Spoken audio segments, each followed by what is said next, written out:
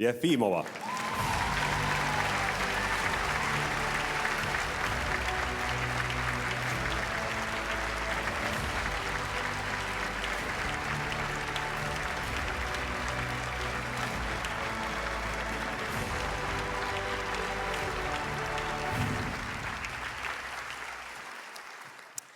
Tere taas!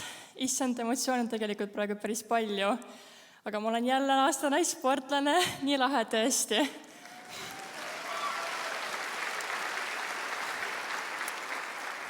Mul on tegelikult paar asja, mida ma tahaks öelda.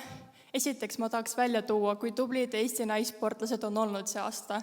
Niina, Katrin ja üleüldse kõik, kes selles nominatsioonis olid. Suur aplaus teile kõigile.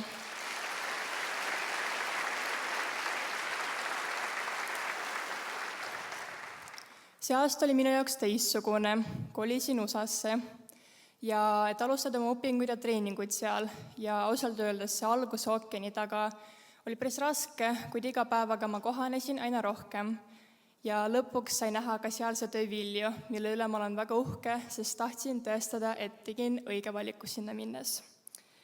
Minu teekond ei ole olnud ideaalne ega lineaarne. See suvi MM-il, kui ma 6. koha sain, läksin ma intervjuud andma pisarad silmis, sest tundsin, ma saan paremini.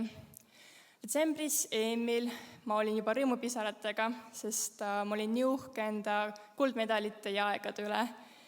Ja see on sport ja just sellepärast ma armastangi seda. Ja lõpetuseks paar tänusõna.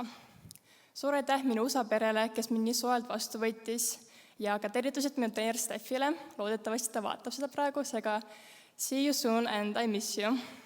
Ja eriline tänu ka minu Eesti tiimile, Henrile, ilma kelleta seda kõike poleks olnud.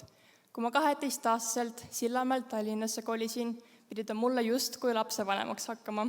Aga nüüd Henri saab päriselt isaks. Palju õnne taas kord, Henri ja Annika.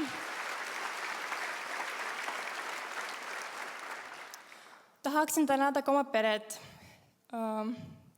See oli eriline kogemus, kui mude ja ema said vaadata, kuidas ma 2-kordseks Euroopa meistriks Poolast olen.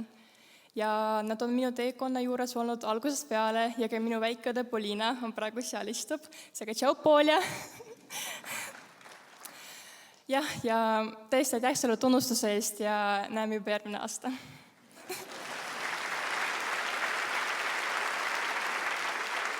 Aasta meessportlane on Johannes Erm.